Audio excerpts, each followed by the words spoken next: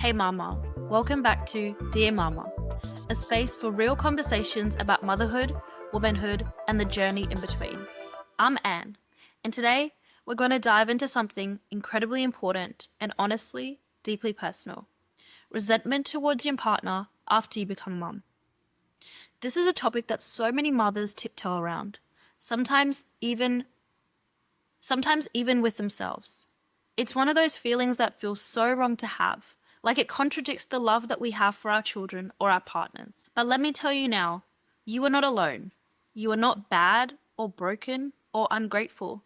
You are human. So in this episode, we're going to explore where this resentment comes from, how it shows up in our lives and relationships, and most importantly, how to work through it. I'll be sharing my own story, along with some insights, tools, and reflections that I hope will help you feel seen and supported. So grab your tea or your lukewarm coffee and let's talk about it. When I first became a mom, I was staying with my parents. My partner and I weren't living together yet. It was temporary, but it was so hard. He would come over and help out when he could, and I knew that he deeply loved our son. But every time he walked out that door and drove back to his own house, I felt like I was breaking. There's this one moment burned into my memory.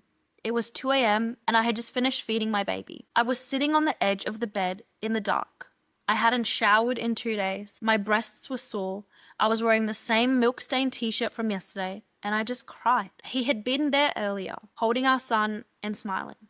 Then he left, and the moment the door clicked shut, I felt like the weight of motherhood slammed back onto my shoulders. I remember thinking, he gets to leave. I don't. He still has his freedom. I gave up mine. And that, right there, was where this resentment began. It wasn't just one thing. It was death by 1,000 little moments. The dishes I washed while bouncing a baby on my hip, the texts he didn't reply to until hours later, the way he would say, just sleep when he sleeps, the way that I felt invisible.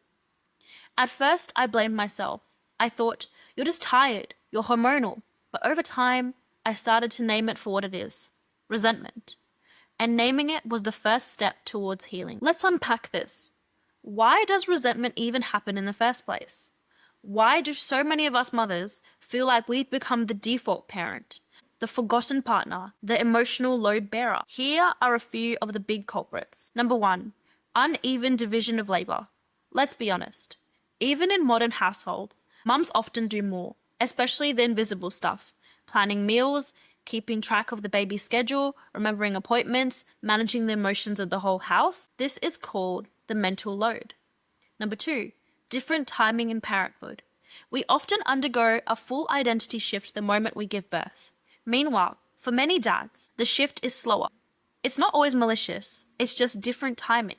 But when one parent is drowning in transition and the other one seems untouched, that's where resentment brews. Number 3, cultural expectations. Mums are often expected to sacrifice. Dads are celebrated for showing up. He changes a diaper, people cheer. You do it 10 times a day, no one even blinks. Number 4, poor communication. When we don't voice our needs or we assume that they should already know, misunderstanding piles up. Number 5, loss of autonomy. Motherhood can feel like the end of freedom. You can't pee in peace, let alone go out on a whim. Meanwhile, your partner still goes to the gym or watches Netflix at night. That hurts. Think back to this week. Was there a moment where you felt invisible or unsupported? Pause this episode and write it down. Or just sit with that moment for a few seconds. What did you need in that moment? Left unchecked, resentment can fester. It's like mold. It spreads in the quiet, dark corners. Here's how it can show up. You stop asking for help because it just feels pointless. You start snapping, sighing, withdrawing. You feel less connected to your partner emotionally and physically.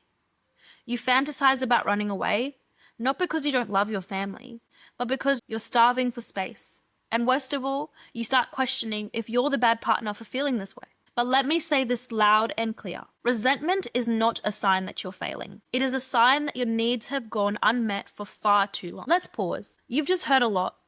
Maybe you're nodding. Maybe your chest feels tight. Maybe you're even crying. Let's take a deep breath together. Inhale, exhale. You are not broken, mama. You're just tired. And tired people need support, not shame. Now let's talk about something that takes real courage. starting the conversation with your partner. Let me be honest, this isn't always a one-time conversation. It's a process. Here are a few steps that helped me, and I hope that they'll help you too. Step 1.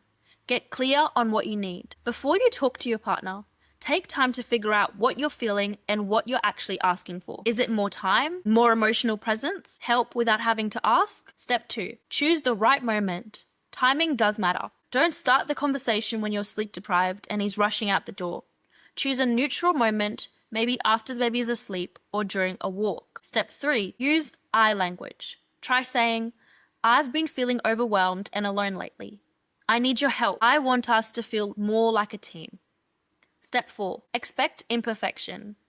Your partner might feel defensive. That's okay. Give it space. Let it be messy. This isn't about blame. It's about reconnection. Sometimes you'll express your needs and your partner still won't get it. That's real. If it happens, don't shut down. Here's what you can try to do instead. Number 1.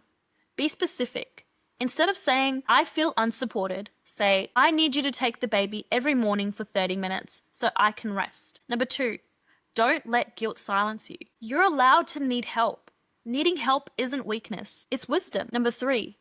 Revisit the conversation. Let it be ongoing. Leave the door open. I know this might be hard to hear, but I want us to keep talking about how to make this work better for the both of us. Sometimes it helps to ask gently, what do you need from me to show up more? That one question can open a door to real communication and real connection. Resentment has a way of creating distance, emotional and often physical too. You stop reaching for each other. The hugs become shorter, the kisses more routine. You both become ships in the night. But here's the beautiful truth. Intimacy can be rebuilt. Start small. Sit next to each other while folding the laundry. Hold hands in silence. Send messages that say, I'm grateful for you today. Tell them one thing they did well this week. It's not about pretending that everything's okay. It's just about building connection, one kind moment at a time. If faith is a part of your life, I want to speak to your heart for a moment. Here's a verse I hold on to. Be kind and compassionate to one another, forgiving each other just as Christ God forgave you. Ephesians 4:32. Forgiveness doesn't mean we forget.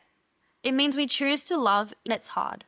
It means we believe people can grow. So if you're just carrying heavy emotions, bitterness, pain, anger, lay them down in prayer. Ask for help, for wisdom, for patience, for a softened heart. And if you're struggling to forgive yourself for feeling resentment, remember this. God understands the weight that you're carrying. You don't have to be perfect to be loved. You already are. I want to leave you with some gentle reminders, Mama, because this journey is hard and you deserve support.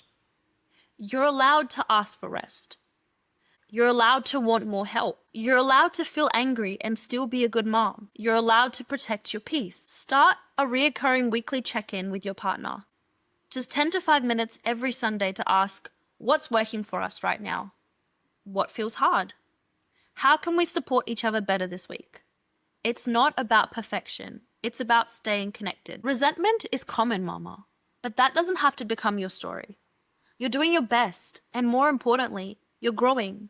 You're showing up, you're taking your pain and turning it into healing, not just for you, but for your family. If this episode spoke to you, I would love for you to share it with another mama who needs it. You never know whose heart you might touch. Subscribe, leave a review, and if you're open to it, send me a message or DM sharing your story. I might just read it in a future episode.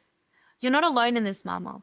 You're seen, you're strong, and you are so deeply loved. Until next time, be gentle with yourself. You've got this, mama, and I'll talk to you soon.